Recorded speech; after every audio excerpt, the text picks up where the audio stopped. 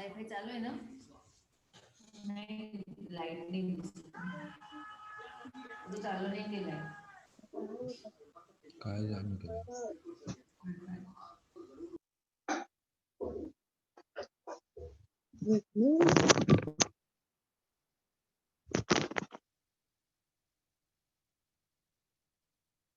Recording तुझं थांबव.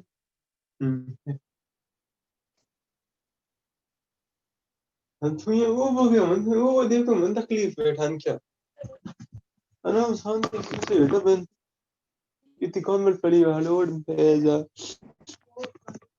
कहीं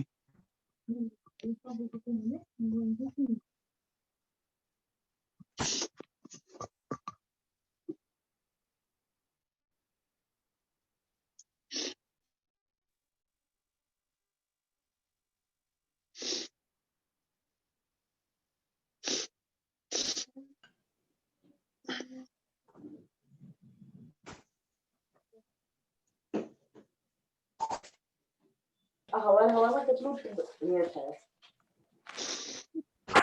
મને એવું નથી દી બનાવવા નહીં દઉં નીકળ ઘરમાં આવે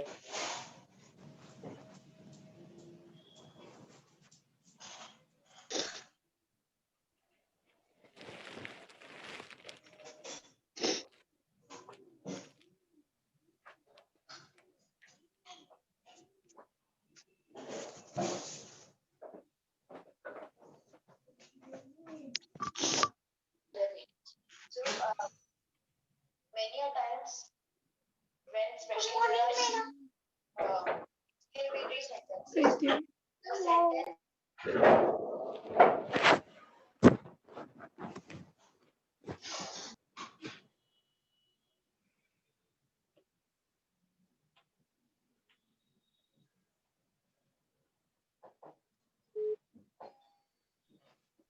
કઈ હટ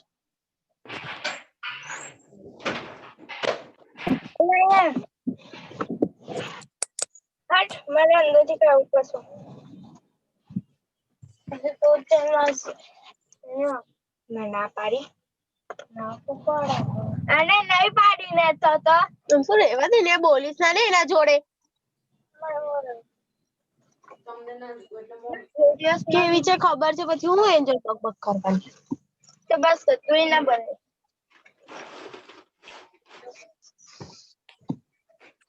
કપડા ને બધું એનું અહીં મૂકી દીધું 2 કલાક થયા જ મને અહીંયા બધું અવેરતા 5 मार्क्स की एक्टिविटी थी जो आपने ग्रुप में भेजी है ना આ બધું કામ તો મારે કરવાનું પછી તો છે નહીં કોઈ કરવા વાળું बट एमए टेस्ट भी करना उसके पहले भी એટલે આચા મત મારીશ નથી રૂપિયા પતંગ માટે નથી રૂપિયા मेरी एक टोड़ी लगी है ये अपने नहीं भी दिया ना तो कोई इशू नहीं है मुझे नहीं पता પૈસા જ નહીં અત્યારે दिया होगा ना मैडम आपने तो मैंने आपको चेक करके रिटर्न तो किया ही होगा ओके એટલે मैं कपड़ा बदलवा અને જઈને શાક લઈએ છે जलेबी 120 रुपए में तो 110 रुपए में एक टोड़ी मिले थे पता नहीं विथ किंडर बांधेली वो एमए टेस्ट का पेपर भेज दूंगी तो आप सॉल्व करके मुझे भेज देना है ना बाय 10 एमए टेस्ट ना तो उसका मिस हो जाएगा उसके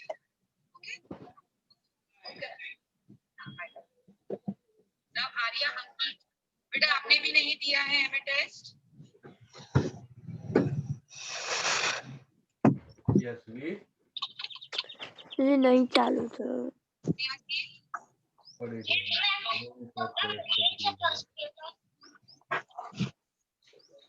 फर्स्ट पेपर नहीं फर्स्ट एमए टेस्ट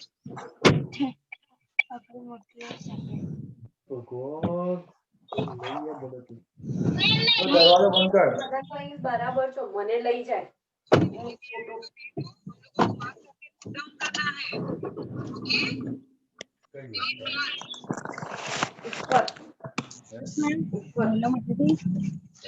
બોલને જે તમે સમજો ત્યાં તારો બી એમએનએસ બાકી આજે છે ને? રાતે કોણ નહીં તો હું ગઈ તો હું એ સર લખ્યું છે પાર્ટિસિપેટમાં જઈને દેખાડું જોયું ને કાલ કોણ કેટલું ભૂખ્યું રહ્યું તું તે મારી દિયો ઉભી ના છે. કે આજ બતાઈએ બોલે ચલો. ઓલરેડી 7 વાગે ચા ને આટલા બે ના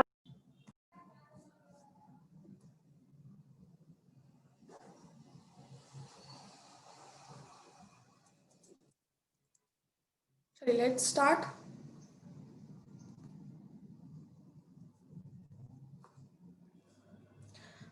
Additional pamphlet का first page. Additional pamphlet का first page. चलिए स्टार्ट करते हैं. टॉपिक है What do you mean by market share concept of demand? Discuss the factors affecting the methods to improve market share. चलिए तो सबसे पहला है market share. क्वेश्चन क्या है? What do you mean by market share? Clear? समझ में आया? क्वेश्चन क्या है? What do you mean by? बोलो. What do you mean by?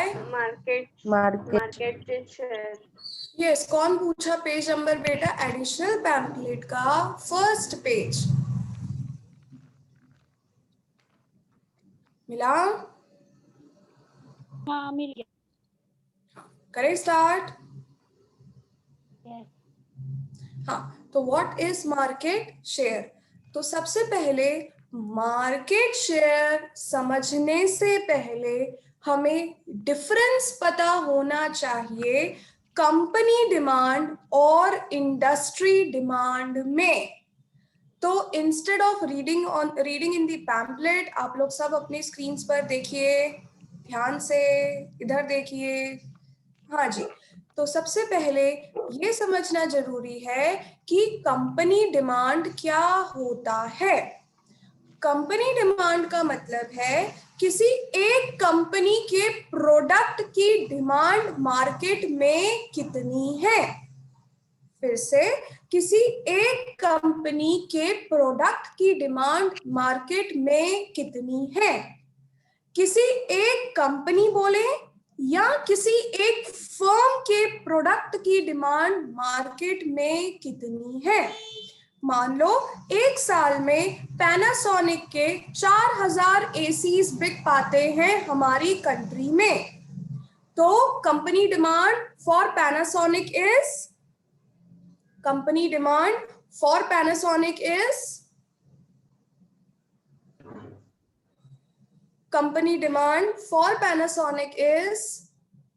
1000. मैंने 4000 बोला. 4000. यस. तो वापस से सुनिए, किसी एक कंपनी के कितने प्रोडक्ट्स मार्केट में सेल हो पाते हैं उसे हम कहते हैं कंपनी डिमांड. एप्पल के कितने आईफोन्स मार्केट में सेल हो पाए एक साल में, वो होगी कौन सी कंपनी की डिमांड, कौन से कंपनी के प्रोडक्ट की डिमांड? एप्पल. समझ में आया? क्लियर है? तो कंपनी डिमांड का मतलब क्या हुआ? कंपनी डिमांड का मतलब किसी एक कंपनी के कितने नंबर ऑफ प्रोडक्ट्स मार्केट में बिकते हैं, सेल हो पाते हैं. समझ में आया? हाँ या ना? जल्दी बोल दो. सिर्फ एक ही बचे. There are 97 students. What is company demand? समझ में आया? Yes. Still one student. Yes, ma'am. Yes, ma'am. क्या होता है कंपनी डिमांड? कौन बताएगा?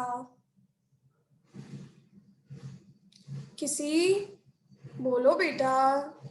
किसी एक कंपनी के कंपनी के प्रोडक्ट के हाँ, मार्केट में सेल हो पाते हैं, किसी एक कंपनी के कितने प्रोडक्ट्स मार्केट में सेल हो रहे हैं, उसे हम कहेंगे कंपनी डिमांड। चलिए लेट्स रीड इट। कौन पढ़ेगा कंपनी डिमांड? धवल पढ़ो, पैम्पलेट ही नहीं है मैम, है। हाँ चलो। Yes, demand for a product produced by a particular company. Example, demand for tires produced by MRF. समझ में आया? एक कंपनी के प्रोडक्ट्स जो मार्केट में सेल हो रहे हैं। पैनासोनिक की कितनी एसीज मार्केट में सेल हुई, सैमसंग के कितने फोन्स मार्केट में सेल हुए। कंपनी डिमांड मतलब हम कौन सी कितनी कंपनी की बात कर रहे हैं? किसी भी एक यस, किसी भी एक कंपनी के प्रोडक्ट्स की डिमांड हम जब निकालेंगे तो उसे कहेंगे कंपनी डिमांड। कोई डाउट? चलिए आइए इंडस्ट्री डिमांड। अब इंडस्ट्री डिमांड का मतलब है पूरी इंडस्ट्री। अगर हम मोबाइल इंडस्ट्री की बात करें तो अभी तो हमने सिर्फ एप्पल देखा। मोबाइल इंडस्ट्री में बहुत सारी कंपनीज हैं कि नहीं? यस आप मैम। उनके नाम बताइए। MI, Samsung, Vivo, Oppo, yes, Redmi, Redmi, OnePlus, हाँ, नोकिया और एप्पल। हाँ ठीक है। तो मोबाइल इंडस्ट्री, हाँ माइक्रोमैक्स। तो अगर हम मोबाइल इंडस्ट्री की बात करें तो total number of mobile phones जो पूरी इंडस्ट्री सारी कंपनीज ने मिलाकर मार्केट में सेल किए हैं, उसे हम कहेंगे what? Industry demand. Industry demand मतलब सारी कंपनीज ने टोटल कितने प्रोडक्ट्स मार्केट में सेल किए, वो होगा इंडस्ट्री डिमांड। समझे कि नहीं? Yes ma'am. क्या डिफरेंस है कंपनी डिमांड और इंडस्ट्री डिमांड में? कंपनी डिमांड में सिर्फ एक ही कंपनी के कितने प्रोडक्ट हुए वो आएगा, और इंडस्ट्री डिमांड में पूरी इंडस्ट्री में कितना प्रोडक्ट हुआ। पूरी इंडस्ट्री यानी सारी, पूरी इंडस्ट्री यानी मोबाइल की कंपनीज, राइट, सारी मोबाइल्स की कंपनीज। कंपनी डिमांड यानी demand for a particular one company. Industry demand मतलब demand for all the companies in the industry. किसी को कोई डाउट? No ma'am. समझ आया? Yes, ma'am. चलिए तो पढ़िए, धवल पढ़िए industry demand. Yes, ma'am. Industry demand means demand for a commodity produced by industry. Example, total demand for tires in a country. तो total demand for tyres in a country की बात करें तो tyre की कोई एक कंपनी नहीं है। टायर की कोई एक कंपनी है क्या? नहीं, there are so many companies. तो सारी कंपनीज के प्रोडक्ट की डिमांड कहलाएगी industry demand. Give a thumbs up, समझ में आ गया है तो।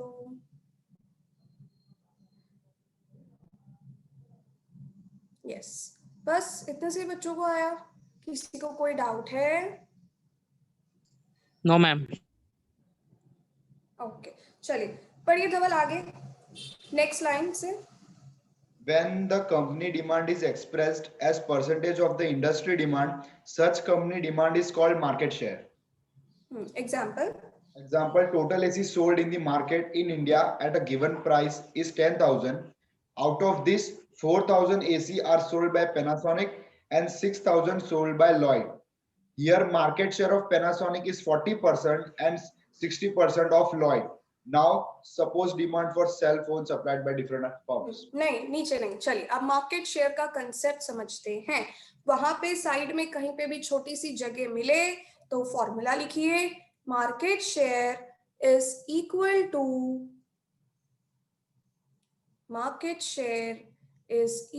टू कंपनी डिमांड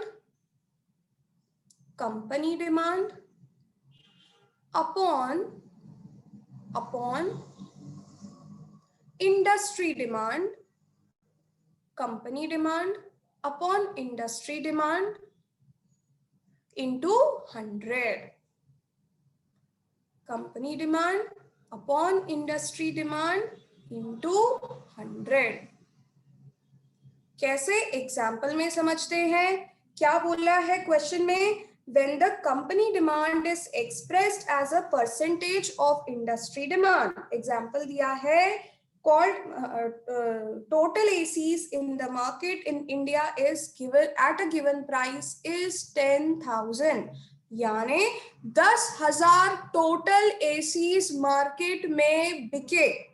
ये कंपनी डिमांड हुई कि इंडस्ट्री डिमांड हुई? Industry demand.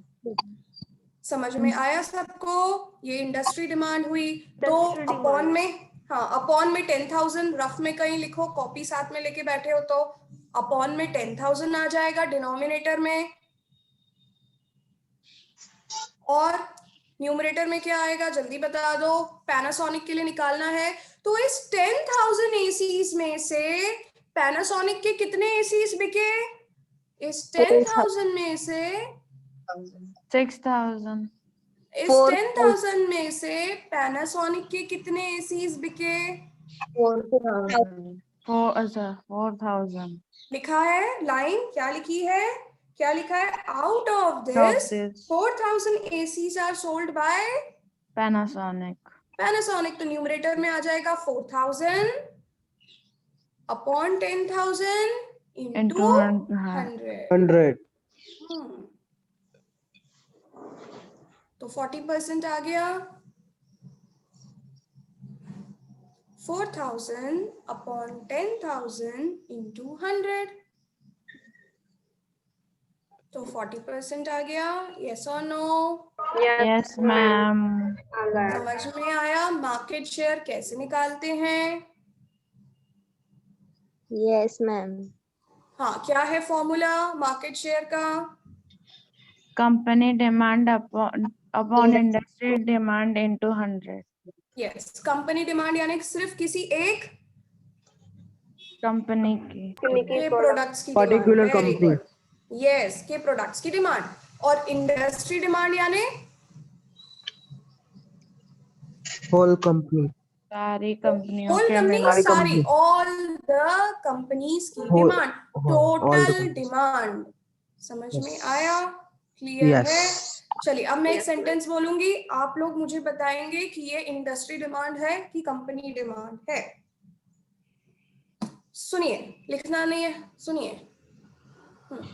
Total number of mobile phones sold in India were 1 lakh rupees नहीं, sorry, total number of mobile phones sold in our country for in this year were 1 lakh. Industry demand. Samsung's sale was 6,000 mobile phones. Company demand. Company demand. Concept clear है सबको? चलिए, तो अगर यहाँ पे हमें Samsung का मार्केट शेयर निकालना है कि सैमसंग का कितना % दबदबा है मार्केट में, तो कैसे निकालते? कंपनी डिमांड यानी 6,000 अपॉन टोटल मोबाइल फोन्स कितने सेल हुए? 1 lakh इंटू into 100. समझ में आ गया सबको? Yes, ma'am. चलिए डायरेक्ट आ जाइए, मेथड्स ऑफ इम्प्रूविंग और इंक्रीजिंग मार्केट शेयर। दिखा सबको? Yes, ma'am. यस, तो मेथड्स, कैसे हम अपना मार्केट शेयर बढ़ा सकते हैं, कैसे हम अपना प्रोडक्ट मार्केट में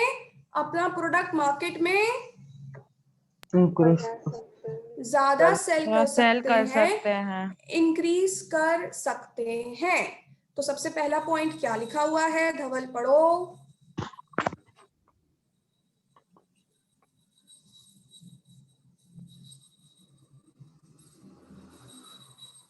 सबसे पहला पॉइंट क्या लिखा हुआ है? अच्छा धवल नहीं पढ़ रहा है तो कोई और स्प्रेड और प्राइस डिफरेंशियल। यस, तो पहला पॉइंट क्या है? प्राइस स्प्रेड और प्राइस डिफरेंशियल। चलिए इसमें अंडरलाइन कीजिए, मैं पढ़ रही हूं पहली line. Price differential means difference between charged by one company and the price charged by other companies. Yes, बस इतना ही।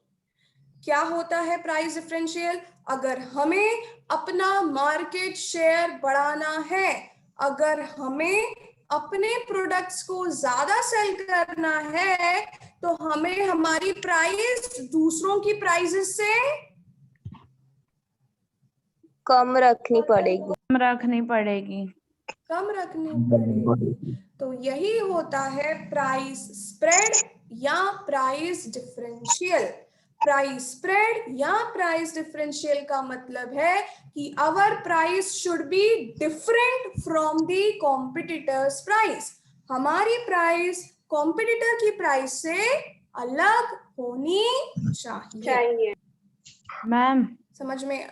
हाँ मैम, अगर हम दूसरे मतलब उनसे कम रखेंगे प्राइस तो मैम हमको प्रॉफिट कैसे होगा? पर हमारा आउटपुट तो ज्यादा सेल होगा। आउटपुट ज्यादा सेल होगा उसमें। आउटपुट ज्यादा सेल होगा तो कमाएंगे, पैसे तो आएंगे, ज्यादा आएंगे, राइट? यस। चलिए, और किसी को डाउट समझ में आया? प्राइस डिफरेंशियल का मतलब Yes, अगर मार्केट शेयर बढ़ाना है तो जल्दी बता दो। हमारी प्राइस कम रखनी पड़ेगी, कम रखनी पड़ेगी या अलग रखनी पड़ेगी दूसरे या कॉम्पिटिटर से। चलिए आगे मैं पढ़ रही हूँ, वो वाला लिखिए, वो वाला मतलब पॉइंट अंडरलाइन कीजिए। सेकंड लाइन नहीं, सेकंड नहीं, fourth line. Here if price difference is very small, मिला सबको? Yes ma'am. Here, if the price difference is very small, then increase in market share will be negligible. यानी आपका product की price बहुत अलग तो है पर इतनी ज्यादा अलग नहीं है, तो आपका मार्केट शेयर ज्यादा नहीं बढ़ेगा। अगर आपके प्रोडक्ट और आपके कॉम्पिटिटर्स के प्रोडक्ट में प्राइस डिफरेंस थोड़ा सा ही है, तो आप अपना मार्केट शेयर बढ़ा नहीं सकते। समझ में आया? अगर प्राइस डिफरेंस कैसा है? प्राइस डिफरेंस अगर आपके प्रोडक्ट और आपके कॉम्पिटिटर के प्रोडक्ट में प्राइस डिफरेंस कम है तो आपका मार्केट शेयर ज्यादा बढ़ेगा क्या? नहीं बढ़ेगा। डन? क्लियर? Any doubt? तो फर्स्ट मेथड, पहला मेथड जिससे मार्केट शेयर बढ़ाया जा सकता है वो है प्राइस शेयर और प्राइस डिफरेंशियल। Price differential. इसका मतलब कौन बताएगा? जल्दी, नेक्स्ट पे पढ़ना है।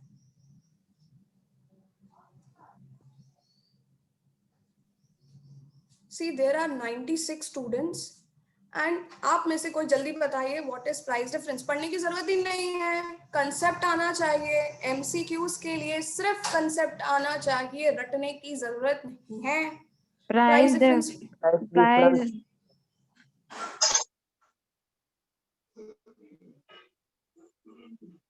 बोलो। हमारी कंपनी का जो प्राइस होगा वो दूसरी कंपनी के कंपैरिजन में कम होना चाहिए। कम होना चाहिए और हमारे और उसके प्राइस में डिफरेंस, हमारे प्रोडक्ट और उसकी प्राइस की डिफरेंस, उसके प्रोडक्ट के प्राइस में डिफरेंस अलग होना चाहिए। अगर कम होगा डिफरेंस तो क्या हम ज्यादा मार्केट कैप्चर कर पाएंगे? नहीं। नो। तो प्राइस डिफरेंस क्या होना चाहिए? ज्यादा ज्यादा होना चाहिए। अगर कम होगा प्राइस डिफरेंस तो हम ज्यादा मार्केट शेयर कैप्चर नहीं कर पाएंगे। किसी बच्चे को doubt? No. Next, promotional expenditure. Promotional expenditure का मतलब ऐसे ही पता है, अगर अपना मार्केट शेयर बढ़ाना है तो ज्यादा से ज्यादा एडवर्टाइजमेंट करो, जैसे कि यूविल करता है। यूविल अपना मार्केट शेयर बढ़ाने के लिए क्या करता है? इतनी सारी एडवर्टाइजमेंट करता है, टी शर्ट छपवाता है, पैम्पलेट छपवाता है, सोशल मीडिया पे एडवर्टाइजिंग करता है। तो अगर किसी भी कंपनी को अपना मार्केट शेयर बढ़ाना है तो उसे ज्यादा क्या करना पड़ेगा? एडवर्टाइजमेंट। हाँ, एडवर्टाइजमेंट को ही कहते हैं प्रमोशनल एक्सपेंडिचर। अगर एडवर्टाइजमेंट बहुत पुअर है, इंटरेस्टिंग एडवर्टाइजमेंट नहीं है, तो क्या लोग अट्रैक्ट होंगे आपके प्रोडक्ट की तरफ? नो। तो एडवर्टाइजमेंट की क्वालिटी अच्छी होनी चाहिए। क्लियर? बढ़ू आगे? Yes ma'am. हाँ जी, प्रमोशनल एक्सपेंडिचर का मतलब क्या होता है? एडवर्टाइजिंग अच्छी होनी चाहिए हमारी। यस, अगर मार्केट शेयर बढ़ाना है तो आपको ज्यादा और अच्छी एडवर्टाइजमेंट करनी। हाँ, ज्यादा एडवर्टाइजमेंट करना पड़ेगा। चलिए नेक्स्ट आते हैं प्रोडक्ट इम्प्रूवमेंट। प्रोडक्ट इम्प्रूवमेंट मतलब आप अपने प्रोडक्ट के फीचर्स को क्या कर दो? आपके प्रोडक्ट के फीचर्स बहुत ज्यादा अच्छे होने चाहिए। हाँ, अगर आप अपने प्रोडक्ट की क्वालिटी, फीचर्स बहुत अच्छे रखेंगे तो ऑटोमेटिकली कस्टमर्स आपके प्रोडक्ट की तरफ अट्रैक्ट होंगे और आपके प्रोडक्ट की डिमांड मार्केट में बढ़ जाएगी। जब हमारी कंपनी की डिमांड मार्केट में बढ़ेगी यानी हमारा मार्केट शेयर इंक्रीज बढ़ जाएगा। चलिए, तो प्लीज मेरे लिए कोई पढ़ दीजिए प्रोडक्ट इम्प्रूवमेंट। मैम मैं रीड। हाँ, read. Market share can also be increased by product improvement. It may be real or illusory, that is, it may be internal or external. Example, a firm may improve the quality of its product by using better quality of raw material or better techniques. Example, Yes. iPhone. हाँ, अब देखो क्या हुआ यहाँ पर, quality आप external भी improve कर सकते हो और इंटरनल भी। एक्सटर्नल मतलब आगे के फीचर्स, ठीक है, समझ में आया कैसा दिख रहा है प्रोडक्ट, राइट? और इंटरनल यानी technical improvement. Understood? External improvement बाहर से पैकेट कैसा है, दिखने में कैसा है, और इंटरनल यानी टेक्निकल इंप्रूवमेंट। समझ में आया? क्लियर है? अगर प्रोडक्ट के फीचर्स अच्छे होंगे एक्सटर्नली भी और इंटरनली भी तो लोग उस प्रोडक्ट को ज्यादा यूज करेंगे, नो मैटर उसकी प्राइस ज्यादा ही क्यों न हो। समझ में आया? Yes ma'am. चलिए, तो हम इस टॉपिक को एक बार अच्छे से रिवाइज करते हैं और यहाँ से लर्न करते हुए नेक्स्ट टॉपिक की तरफ बढ़ेंगे। चलिए, तो सबसे पहले तो कंपनी डिमांड कौन बताएगा? पढ़ के नहीं बोलना है, जैसा समझ में आया वो बोलना है, जरूरी नहीं है इंग्लिश में ही बोलना है। मीन्स मैम पर्टिकुलर कोई कंपनी के हम डिमांड करते हैं उसको कंपनी डिमांड। कोई कंपनी के प्रोडक्ट की डिमांड। हाँ, अगर मैं बोलूं एक फर्म की प्रोडक्ट की डिमांड, तो फर्म और कंपनी एक ही चीज है। समझ में आया? फर्म का मतलब भी होता है एक कंपनी, जैसे कि पैनासोनिक, एप्पल, कोई भी कंपनी, एक कंपनी यानी एक firm. Clear? Yes, ma'am. Yes, ma'am. Yes, next ma'am. आइए, industry demand. Demand of product of all the companies is called as industry Yes. demand. Very good. Demand of products of All companies. all the companies. All companies. सारे companies के product की demand. चलिए, market share का formula, Company Company demand demand upon Demand industry upon demand into demand 100. to 100. चलिए, market share बढ़ाना है तो क्या करना पड़ेगा? सबसे पहली चीज price Price differentiation. Price difference. different रखना पड़ेगा. प्राइस ज्यादा प्राइस डिफरेंस रखना। Yes, very good. ज्यादा प्राइस डिफरेंस होगा तभी हमें फायदा मिलेगा। कम प्राइस डिफरेंस है तो यार 2 रुपए 5 रुपए में तो कोई देखता नहीं है। कम प्राइस डिफरेंस है तो आपको मार्केट शेयर आप ज्यादा बढ़ा नहीं सकते. नेक्स्ट, प्राइस डिफरेंशियल के बाद Promotional expenditure. प्रमोशनल एक्सपेंडिचर क्या होता है? Increase in advertisement. Advertisement increases.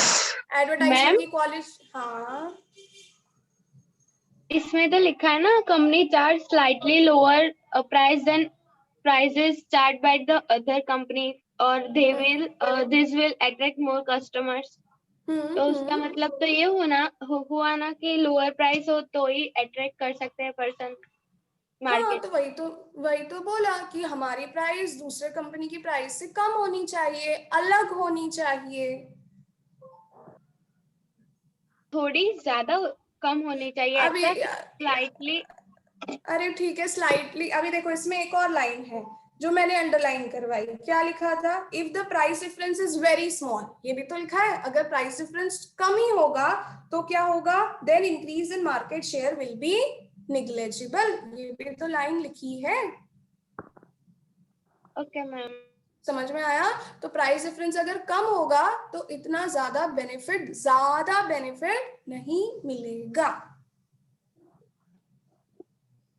चलिए, प्रमोशनल एक्सपेंडिचर, एडवर्टाइजमेंट पे एक्सपेंडिचर। और नेक्स्ट, तीसरा method to increase market share, product improvement, improving the quality of the product.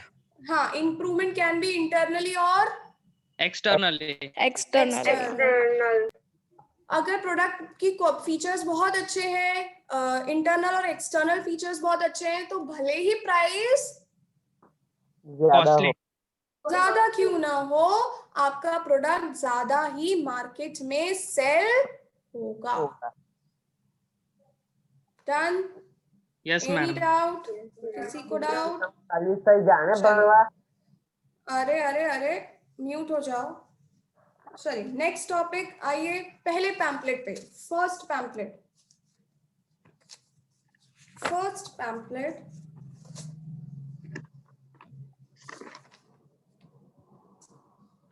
Page number 55, second last page, page number 55।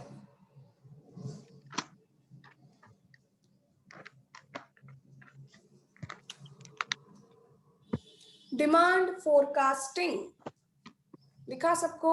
Yes. नीचे है। Yes, ma'am. Demand forecasting समझते हैं? हाँ जी, कोई पढ़िए meaning. Forecasting means estimating. So demand forecasting means estimation about future demand for a particular product. When efforts are made to estimate demand in advance, it is called as demand forecasting. It may be undertaken at following levels. अभी रुको, चलो। तो what is demand forecasting? Forecasting का मतलब होता है future के बारे में बताना। तो डिमांड फोरकास्टिंग क्या होगा?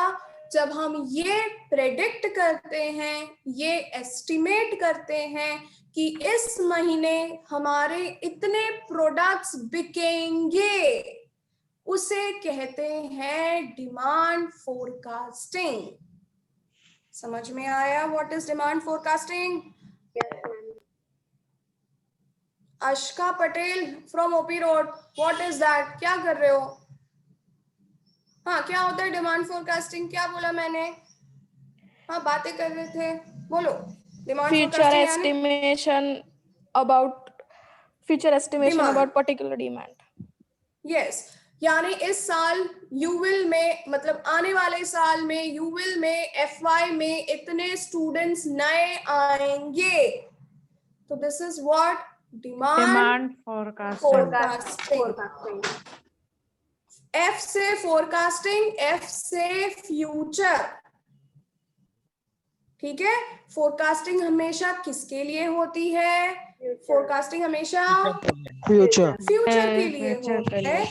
What is demand forecasting? मतलब कि आने वाले समय में हमारा प्रोडक्ट मार्केट में कितना बिकेगा। सेल होगा। कोई डाउट डिमांड फोरकास्टिंग के मीनिंग में? No ma'am. कोई No. डाउट? चलिए आ जाइए, 3 लेवल्स पे होती है। First level is micro level.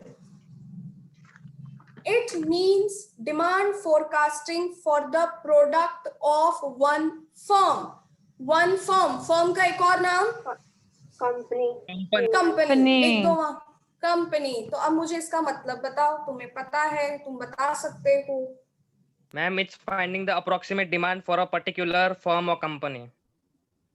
हाँ, फॉर अ पर्टिकुलर कंपनी, एक कंपनी, यानी सैमसंग के कितने मोबाइल फोन्स इस अगले महीने में बिक पाएंगे, एप्पल के कितने मोबाइल फोन्स अगले महीने में बिक पाएंगे, पैनासोनिक की कितनी एसीज आने वाली गर्मी की सीजन में बिक पाएंगी। तो दिस इज व्हाट किसी पर्टिकुलर कंपनी और फर्म। डिमांड जब हम क्या करते हैं कि प्रोडक्ट की डिमांड जब हम एस्टिमेट करते हैं या फिर फोरकास्ट करते हैं या फिर प्रेडिक्ट करते हैं। कोई डाउट इसमें? कोई डाउट इसमें?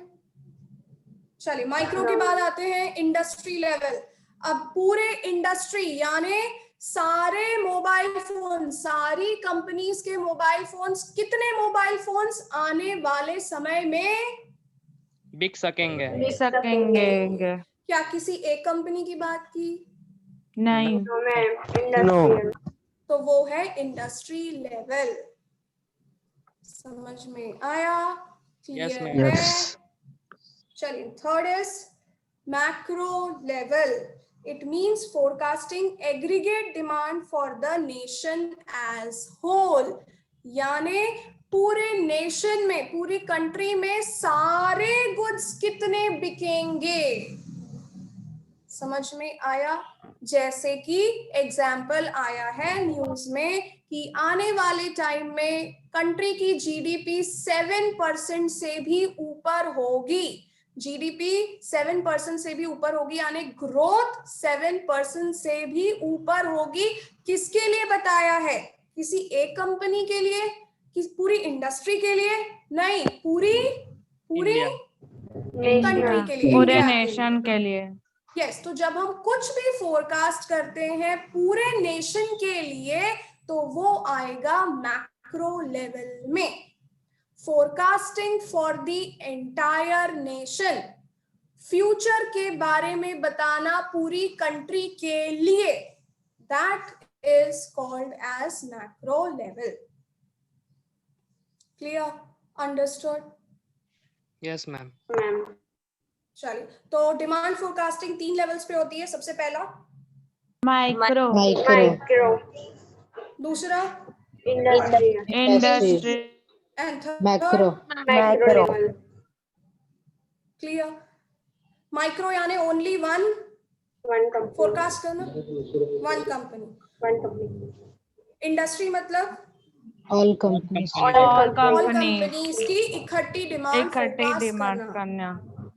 तीसरा पूरे नेशन की, पूरे नेशन के लिए कुछ भी प्रेडिक्शन किया गया है, दैट इज मैक्रो लेवल। आते हैं पर्पस। अब क्यों हम फोरकास्ट करते हैं? बताइए, कॉमन सेंस लगा के बताइए, क्यों हम ये बोलते हैं कि आने वाले टाइम में इतने गुड्स सेल होंगे? कोई भी नहीं? प्रोडक्ट को उस हिसाब से बनाने हो तो yes, very good.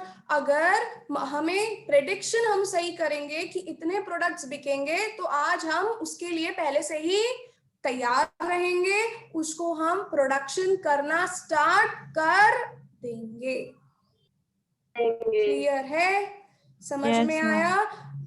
Future Yes, के लिए ma'am. हम तभी फ्यूचर के लिए जब हम प्रिडिक्ट करते हैं तो क्यों करते हैं? ताकि today we can, first point लिखा है, to prepare suitable production policy, लिखा है पर्पसेस में। आज हम उसका प्रोडक्शन कर लें। This is necessary to avoid the problem of production and under production. हाँ, ओवर प्रोडक्शन यानी ज्यादा बन जाएगा तो गोडाउन में सड़ता रहेगा, बिकेगा ही नहीं माल। और अंडर प्रोडक्शन होगा तो हम लोगों की डिमांड को मीट नहीं कर पाएंगे। नहीं कर पाएंगे। कम बनाएंगे तो लोगों की डिमांड मीट नहीं होगी, ज्यादा बना देंगे तो हमारे लिए नुकसान है। चलिए next, to reduce the cost of purchasing. To reduce the cost of purchasing. अगर हमें पता होगा कि इतने अप्रोक्सीमेटली इतने प्रोडक्ट्स बनेंगे तो हम रॉ मटेरियल्स भी उसी हिसाब से परचेस करेंगे, ज्यादा रॉ मटेरियल्स परचेस नहीं करेंगे। तो हमारी कॉस्ट को क्या करेंगे? बचाएंगे। ठीक है, समझ में आया? To reduce cost of purchasing के आगे लिख लो, नो अननेसेसरी परचेस। इसका मतलब no unnecessary purchase of raw materials, no unnecessary purchase of raw materials.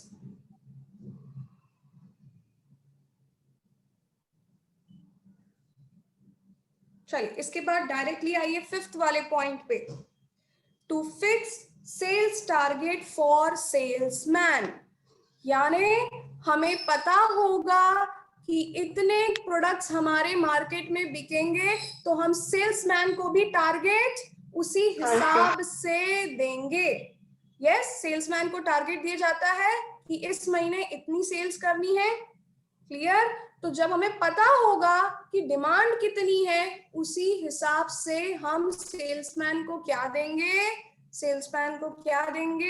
Target देंगे। समझ में आया? किसी बच्चे को doubt? Shubham from OP road, doubt तो नहीं? मोबाइल चला रहे हैं? No ma'am. क्या बोला मैंने? अगर हमें सेल्समैन को टारगेट देना है तो हम इस हिसाब से दे पाएंगे। किस हिसाब से दे पाएंगे? किस हिसाब से दे पाएंगे? कि हमें पता होगा अगर कि हमारे प्रोडक्ट की डिमांड फ्यूचर में कितनी होने वाली है, तो उसी हिसाब से हम सेल्समैन को टारगेट दे पाएंगे। चलिए उसके बाद नेक्स्ट सिक्स वाला, to estimate short term financial requirements. इसके आगे लिख लीजिए, to find how much funds यानी money, to find how much money will be, required.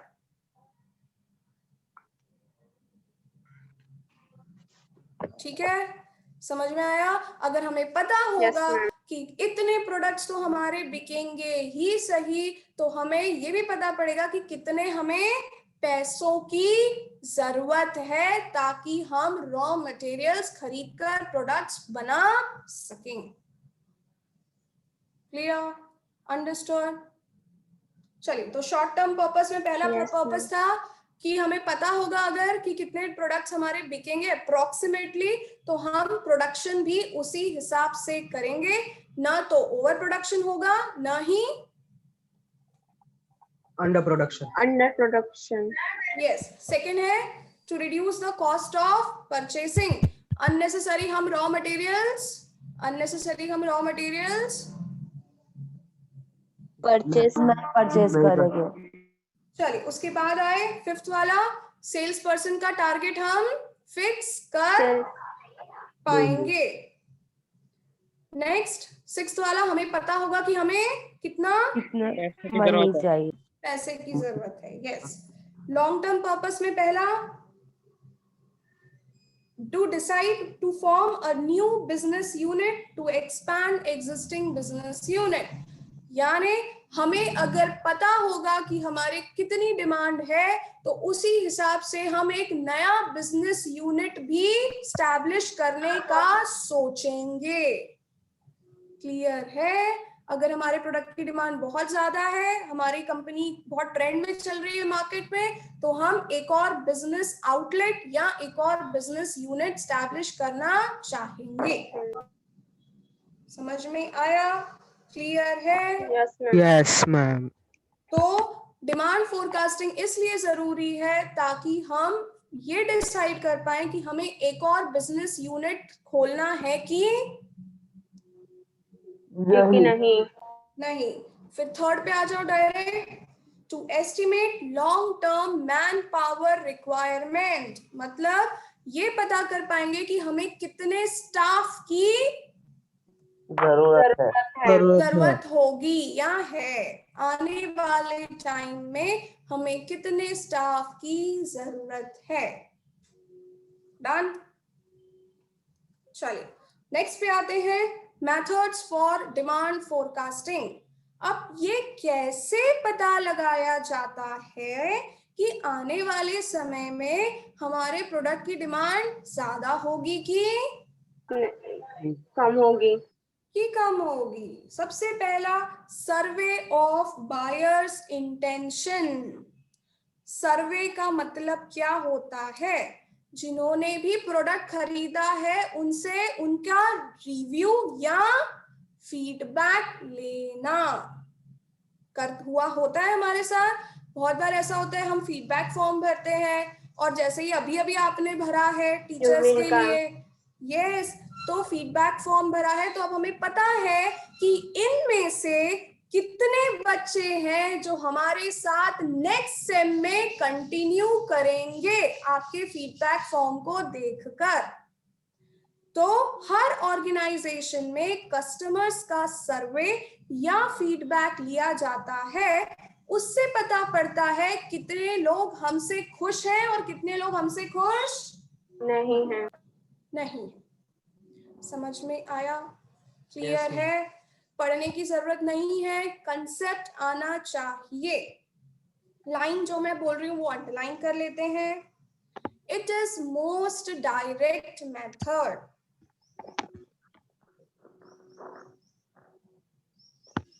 It is used for short-term demand forecasting. हमने आपसे फीडबैक भरवाया कि हमें ये जानना था अगले सेम में कौन कंटिन्यू करेगा कि नहीं। शॉर्ट टर्म, अगले साल की तो बात नहीं की, कब की बात कर रहे हैं? Just next semester. तो शॉर्ट टर्म, कम टाइम पीरियड में हमारी डिमांड कितनी होने वाली है। Next, here investigators ask customers what they want to buy, how much they intend to buy, and from which firm they intend to buy. आप कितना खरीदना चाहते हैं? आप कौन सा प्रोडक्ट खरीदना चाहते हैं? आपको कौन सा टीचर अच्छा नहीं लगता? समझ में आया? क्लियर है? पक्का? यस। तो पहला मेथड होता है कैसे डिमांड फोरकास्ट की जाती है, कैसे डिमांड प्रेडिक्ट की जाती है। सबसे पहला method, come on quick, first method is survey of buyers. Survey of buyers. Buyers का सर्वे यानी कस्टमर का सर्वे, कस्टमर का feedback. Second method, collective opinion या सेल्स फोर्स पोलिंग। इसमें हम कस्टमर का फीडबैक नहीं लेते, सेल्समैन का फीडबैक लेते हैं। दुकानों पर जाकर पूछते हैं कि क्या हमारा प्रोडक्ट बिक रहा है। समझ में आया? क्योंकि सेल्समैन डायरेक्ट टच में होता है कस्टमर के। मेरी किराने की दुकान है और मेरे पास कंपनी का पर्सन आया पूछने कि यार क्या मेरा पॉन्ड्स का पाउडर बिक रहा है आजकल, तो मैं उसको बताऊंगी नहीं यार आजकल तो कोई पॉन्ड्स का पाउडर नहीं खरीद रहा। तो दिस इज व्हाट, किसका सर्वे किया है? कस्टमर से जाके पूछा? कस्टमर से जाके पूछा? नो, किससे पूछा? सेल्समैन से। सेल्समैन से। तो क्या बोला है? कलेक्टिव ओपिनियन में next line, second line, here salesmen indicate their expectation about future sales. Underline किया? यहाँ पे किसका रोल होता है? यहाँ पर किसका रोल होता है? Salesman. This method is based on, underline, इस पे MCQ बैठेगा। This method is based on first hand knowledge because salesmen are closest to the market. ये फर्स्ट हैंड नॉलेज पर बेस्ड है क्योंकि सेल्समैन को फर्स्ट नॉलेज मिलता है कि कस्टमर खरीदेगा कि नहीं। चलिए थर्ड मेथड क्या लिखा है? थर्ड मेथड में ma'am what do you mean by force pulling? Sales force polling, polling यानी वोट देना, तो पोलिंग यानी अपना ओपिनियन देना। किसका ओपिनियन लिया जाता है? पोलिंग मतलब किस ओपिनियन, तो यहाँ पर किसका ओपिनियन लिया जाता है? सेल्समैन का। सेल्समैन। ठीक है, चलो third method is trend projection. Trend projection it is useful for, underline कीजिए, it is useful for long term demand forecasting. It is applied by old as well as established firm. ये बड़ी बड़ी कंपनियां, established कंपनियां use करती हैं। Here demand forecasting is made through time series.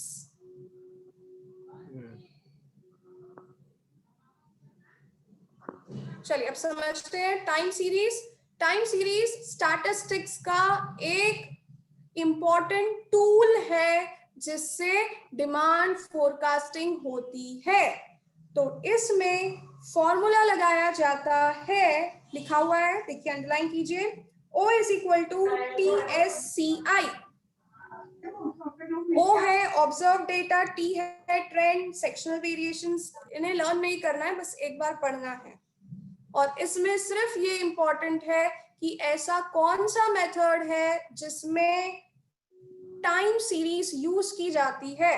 Time series एक tool है, जैसे कि आप स्टैटिस्टिक्स में स्क्यूनेस पढ़ते हो, स्टैंडर्ड डेविएशन पढ़ते हो, वैसे टाइम सीरीज भी एक क्या है? एक मेथड है जिससे ट्रेंड प्रोजेक्ट किया जाता है, जिससे ये पता लगाया जाता है कि आगे आने वाले समय में हमारे प्रोडक्ट की डिमांड कितनी होगी। कैसे लगाया जाता है इसके लिए एक अलग से एक चैप्टर होता है उसमें स्टैटिस्टिक्स में। अभी तक आपको शायद नहीं आया है, मुझे नहीं पता, बट जब मैं पहले पढ़ती थी तब मैंने पढ़ा है, अब मुझे नहीं आता।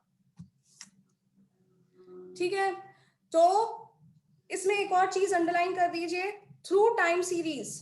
ढूंढिए, through time series firm determines the relation between sales dependent variable and time independent variable.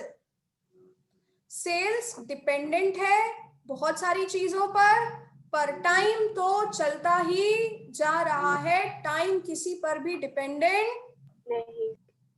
नहीं। क्लियर? चलिए, तो मैं अब इसे रिवाइज करती हूं, आपको सिर्फ सुनना है। 3 तरह से हम डिमांड को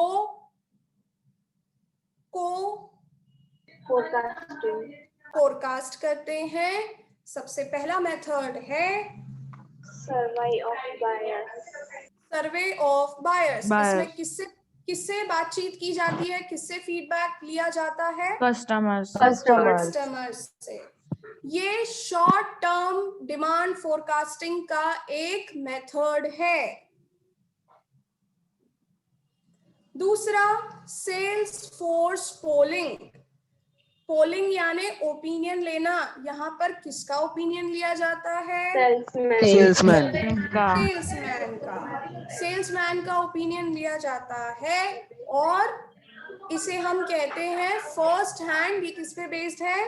first hand knowledge. First hand knowledge. इसमें भी हम कम टाइम पीरियड के लिए अपनी डिमांड को फोरकास्ट या प्रेडिक्ट या फिर एज्यूम कर सकते हैं। ये भी शॉर्ट टर्म का ही तरीका है। दो शॉर्ट टर्म है। सबसे पहला था सर्वे वाला, भी शॉर्ट टर्म डिमांड वाला है, और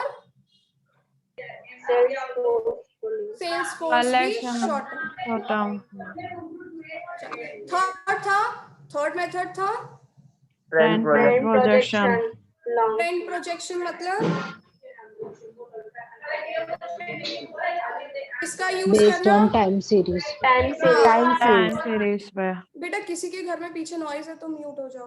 based on time series. Time series से हम ये पता लगाते हैं कि long term, this is for long term demand, वो आने वाले 2 साल बाद, 3 साल बाद हमारे प्रोडक्ट की डिमांड क्या होगी। डन। इसमें सेल्स डिपेंडेंट वेरिएबल है क्योंकि सेल्स हमें डिपेंड करती है बहुत सारी चीजों पे, और टाइम ऐसी चीज है जो किसी पर भी डिपेंड नहीं करता। चलो, तो आज हमने 2 टॉपिक्स पढ़े। सबसे पहला टॉपिक क्या था? फिर मैं तो यही भूल गई। Market share. Market share company याद है? कंपनी डिमांड, डिमांड और कैसे अपना मार्केट शेयर बढ़ाएं। प्राइस को ज्यादा डिफरेंस रखें, राइट? दूसरा प्रमोशन, हाँ, सब बादाम खा रहे हैं मतलब एडवर्टाइजमेंट ज्यादा करें। और तीसरा अपने प्रोडक्ट की क्वालिटी इम्प्रूव करते रहेंगे। चलिए फिर, हाँ, डिमांड फोरकास्टिंग तो जाना मत। I am going to teach one more topic. तो जो बच्चे लीव कर रहे हैं उनके लिए एक और टॉपिक है जो 2 लाइन का ही है सिर्फ। यस, बोलिए। डिमांड फोरकास्टिंग के 3 मेथड। सबसे पहला मेथड है सर्वे करो कस्टमर्स का। माइक्रो नहीं पूछ रही, sorry method survey of exact नाम नहीं पता तो भी सेल्समैन का ओपिनियन लेना। और थर्ड ट्रेंड प्रोजेक्शन। चलिए अपनी कॉपी खोलिए और 2 लाइंस लिखनी है, लिख लीजिए।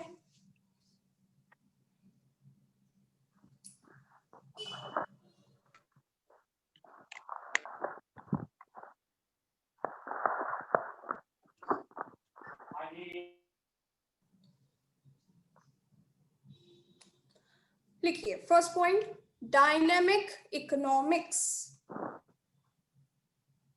डायनेमिक इकोनॉमिक्स 2 ही लाइंस लिखनी है, don't worry. Dynamic economics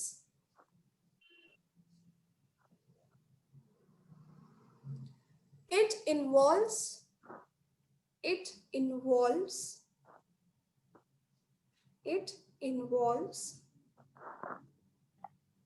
element of time. It involves element of time. It studies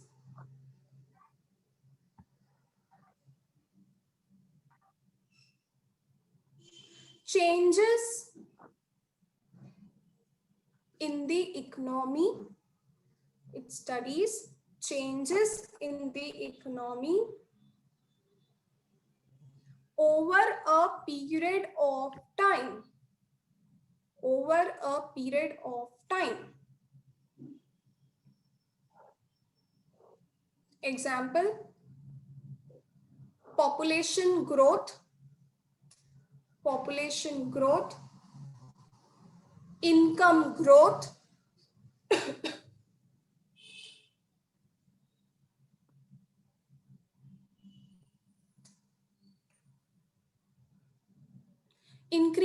in birth,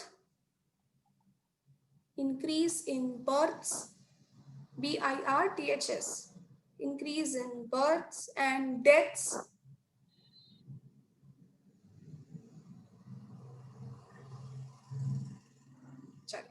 second ये हुआ, मैं समझा रही हूं, पहले एक और लिख लीजिए. Second, static economics. Static economics, it has no time element. It has no time element. It has no time element. It finds out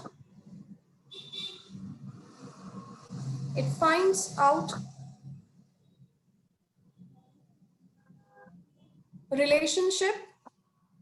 It finds out relationship between economic variables. It finds out relationship between economic variables at a point of time.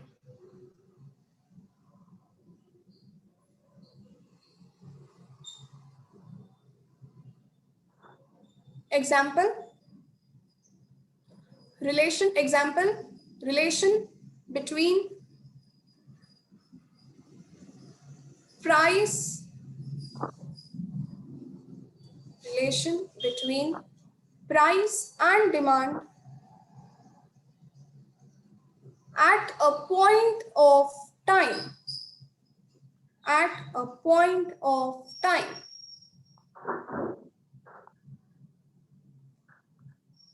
In this, many things are assumed to be constant.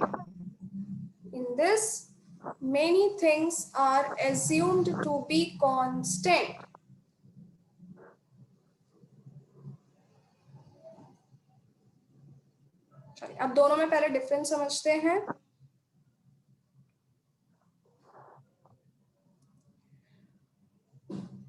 पहले static सुन लीजिए. कभी भी हो यार, आज हो, कल हो, परसों हो, कभी भी हो, प्राइस बढ़ती है तो डिमांड कम होती है.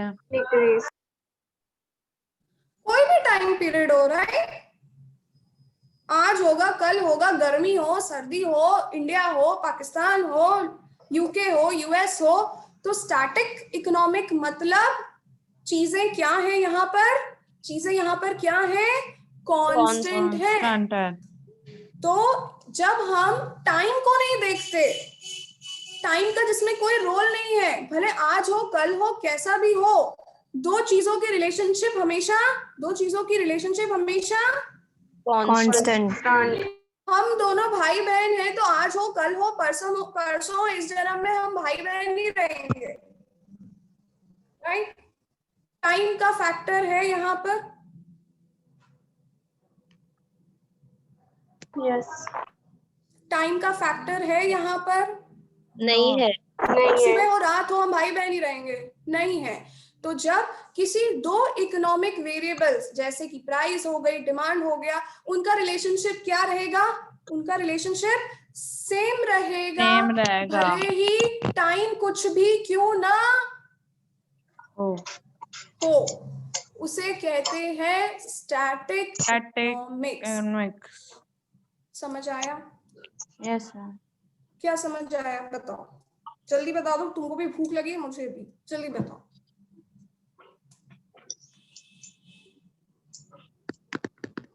स्टैटिक में कभी भी कुछ समझ में आया ही नहीं तो हम क्या बोलें? स्टैटिक मतलब जब भी टाइम को हम कंसीडर नहीं कोई भी टाइम हो, रिलेशनशिप हमेशा सेम ही रहे, कांस्टेंट ही रहेगा. This is static economics. Right? Price बढ़ेगी तो सप्लाई भी बढ़ेगा ही सही, आज हो, कल हो, परसों हो. राइट? टाइम का कोई इम्पोर्टेंस नहीं है। चलिए ऊपर डायनेमिक, ऊपर वाला हमने क्या लिखा था? Dynamic economics, right? हाँ, जहां पर टाइम बहुत ज्यादा इंपॉर्टेंट होता है, जैसे कि पॉपुलेशन ग्रोथ। तो ग्रोथ हम स्टडी करेंगे किसी एक साल के लिए, 10 सालों के लिए। हो सकता है इस साल पॉपुलेशन बढ़ रही हो या कम हो रही हो, इस साल डेथ ज्यादा हुई हो। तो जब हम किसी पीरियड ऑफ टाइम, जब हम टाइम को ज्यादा इंपॉर्टेंस देते हैं और उसी टाइम के लिए जब हम चीजों को निकालेंगे, इस साल पॉपुलेशन की ग्रोथ अलग होगी, अगले साल पॉपुलेशन की ग्रोथ अलग होगी। इंडिया में पॉपुलेशन की ग्रोथ ज्यादा होगी, दूसरी कंट्री में पॉपुलेशन की ग्रोथ कम होगी। तो जब हम टाइम के हिसाब से चीजें कैलकुलेट करते हैं, जैसे कि ग्रोथ हो गई, इनकम हो गई, वो हर टाइम के हिसाब से अलग अलग होती हैं। जो चेंज होता रहता है उसे हम कहते हैं डायनेमिक इकोनॉमिक्स। क्लियर है? जो चीजें चेंज होती रहती हैं इकोनॉमिक्स में, उन चीजों के लिए हम यूज करते हैं वर्ड डायनेमिक इकोनॉमिक्स। और जो कभी भी चेंज नहीं होता, उसके लिए कौन सा वर्ड यूज होता है? Static economics. अंडरस्टूड? इसके क्वेश्चंस जो मैंने होमवर्क दिए थे उसमें बहुत सारे थे। जो मैंने होमवर्क दिया था पीडीएफ, उसको आप खोल के देखेंगे, 10 या 15 क्वेश्चन थे, तो उसमें 2 या 3 तो इसी से रिलेटेड हैं। जिसमें टाइम का एलिमेंट होता है वो कहलाता है डायनेमिक। जिसमें टाइम को इंपॉर्टेंस नहीं दी है, जहाँ पे रिलेशनशिप स्टैटिक, जहाँ पे रिलेशनशिप हमेशा कांस्टेंट है। चलिए थर्ड चीज, लास्ट चीज, कंपैरेटिव इकोनॉमिक्स। कंपैरेटिव इकोनॉमिक्स नाम से समझ में आ रहा है, जब क्या करेंगे, दो डेटा को कंपेयर करेंगे। यस, लिखिए, where comparison is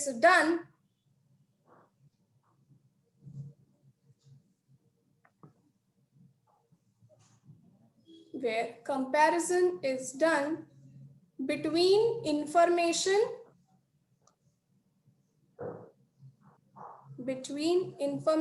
of two different periods, where comparison is done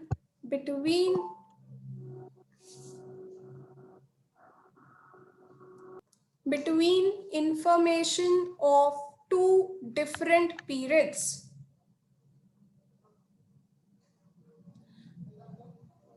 इस साल इनकम इतनी थी, अगले साल इनकम इतनी है, दोनों के बीच का कंपैरिजन।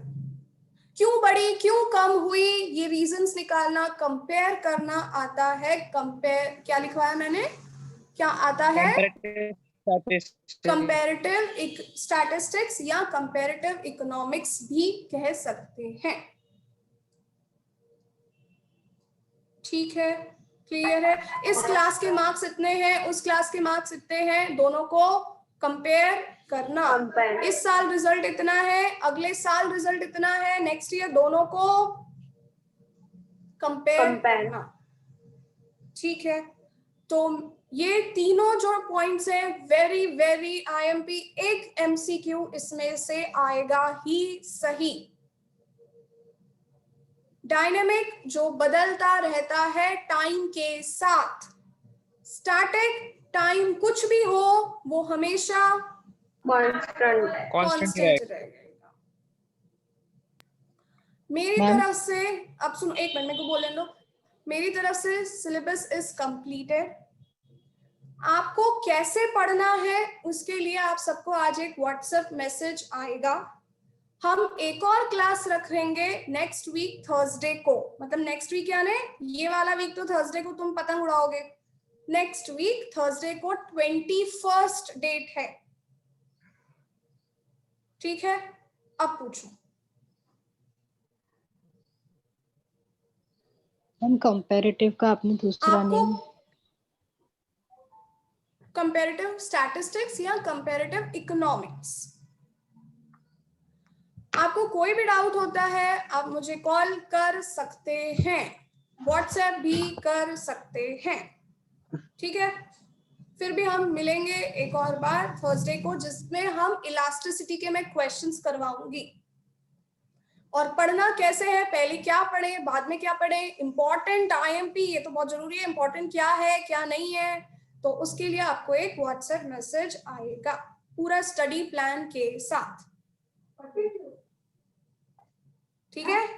चलिए bye bye, take care, happy Uttarayan. Bye ma'am, happy Uttarayan. Bye.